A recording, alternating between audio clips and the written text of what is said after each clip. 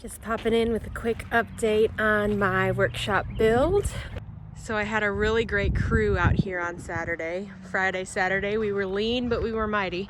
And we started bright and early. We were gonna knock this out, the arches, the rest of the arches. And we got towards the end and realized that SteelMaster shorted us about 330 bolts, which was a huge bummer. So we couldn't finish. I had to send the crew home early. I've been trying to work it out with them all week. It's been really frustrating having work stopped up and no ETA in sight on when I will receive these bolts. So for now, we're stopped until SteelMaster can get me what I need to finish. We ran all over town, specialty stores, Lowe's, Home Depot, General. These are very, very unique bolts that are just perfectly designed for these buildings. So hoping they can get me those soon. Until then, we're moving on to planning the end walls, but we really can't do much until we can get these last arches fully secured. So now that we have the arches up, or most of them up, kind of taking a step back and assessing the game plan of what we're gonna do with these end walls. The original plan, where this concrete pad is, it's 10 by 10 pad for receiving deliveries.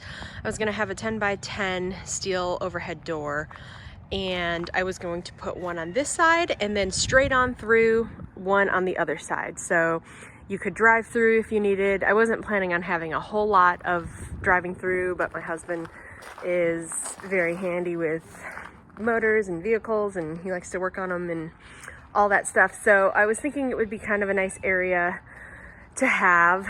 But then now that the arches are up and I kind of see how much space I have to work with and everything I want to do, the plans have changed. I would rather really enjoy more floor space. So I'm just going to put a complete end wall up here, no roll top on this side, because if we have a path to drive through, I'm really going to need to keep this whole path open. That's unrealistic. And honestly, a quarter of the warehouse just right there with the one overhead door will be plenty of space to pull in, do what we need to do, and then kind of capture this space back. So this end wall on the back is going to be pretty much flush with the last arch. I will still put a standard man door on this side. So I'll have a standard 36 by 80 man door here, one on that end. So those two will be in line. I'll still be able to get some circulation through here. And then over there is going to be the overhead. I think I'm gonna go with a 10 wide by about 9 tall, just to give it a little bit more space. We decided to upgrade to have a remote on there. So we'll need some space above, some clearance for that track. And then this is gonna be where the kind of retail shop entrance will be. I haven't decided if I'm going to pour concrete for a path or do a little stone path, but we kind of started sketching out where this end wall is going to be. So it's a little bit different. It's not just straight across. We're gonna have the electrical service panel there. So we're gonna come out fairly flush, as close to flush as possible. And then where this overhead door comes in, you can kind of see the foot pattern we sketched out today. It's gonna come in a few feet and then go across. And that will give us a nice overhead lip once those arches are up, so that when I have packages and things like that, if I happen to not be here or no one's here to receive them and it's raining, it'll have a nice little lip for bigger packages there. You could maybe fit a small pallet sticking out here on this pad. And so that line will go all the way across. Then I really wanted to have kind of a little retail feel vestibule beyond. So I do plan on being here most days, but until I get some employees in here in regular hours, I may not be here all day, every day. So I get a ton of deliveries. I really wanted a nice deep lip of overhang here. So you can kind of see that line. That's going to come in further. Man door is going to be right here in the center, and then it'll come out. So this will be just kind of a nice entryway under that lip of the arches. you'll still have a bit of a lip, and then that's going to continue through there to the overhead door. And then we're gonna match the length on this side to be flush or near flush to the edge. So really what's gonna be great is once you enter in here, I'm gonna have a nice little decent sized area over here where I can use for storage. It'll be my utility area where I keep vacuum, brooms, cleaning supplies, stuff like that, just kind of tucked out of the way. And so when you walked in, I'll have a nice retail counter there. Just kind of looking forward will be just this presentation space, and I'll have this half of the warehouse for that. Depending on how warm this thing stays and what pseudo heat source that I go with, because I'm not having an HVAC system put in to start. We will be putting in 2 foot by 2 foot louvered whole house fan on one end, and then another panel on the other side, so that can trigger in the summer.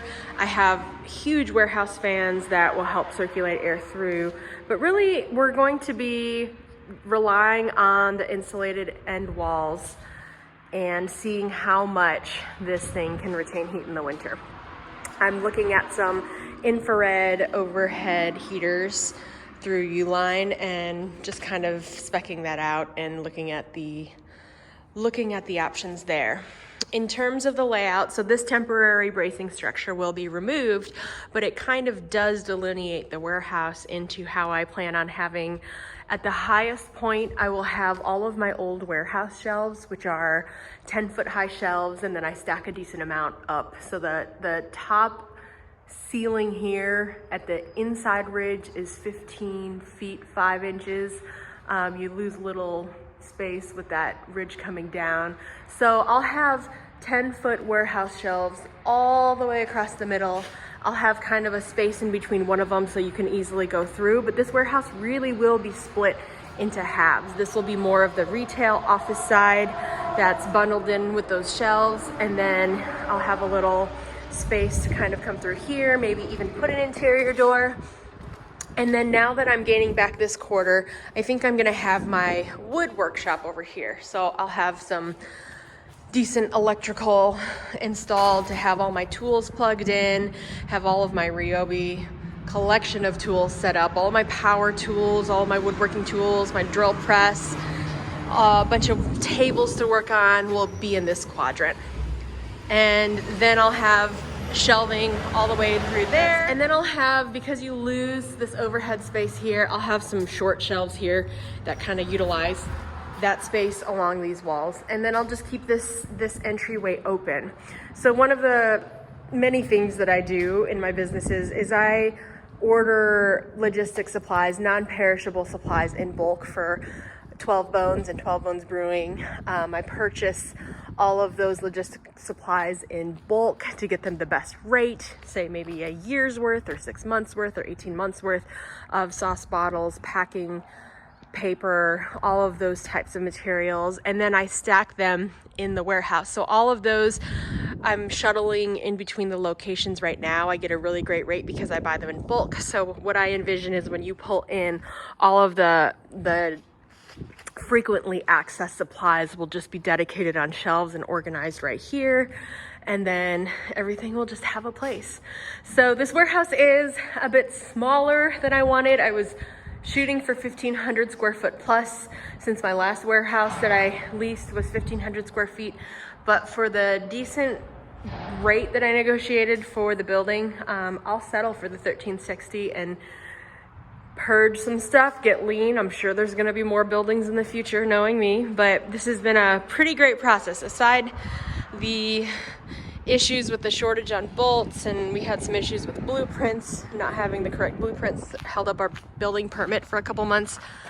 But the engineering, the design, the aesthetic of this building is absolutely beautiful. I've had a couple builders, a couple neighbors stop by as we're constructing it, just really wanting to know where we got it, all the details. And I'll do another update video and kind of the pros and cons of all the different buildings that I researched and why I opted to go with this one, and whether a Quonset hut may or may not be the right fit for you. Overall, I'm pretty happy. I will hopefully be in with another update soon if I can get this resolved and we can get the rest of the bolts we need to finish putting up these arches.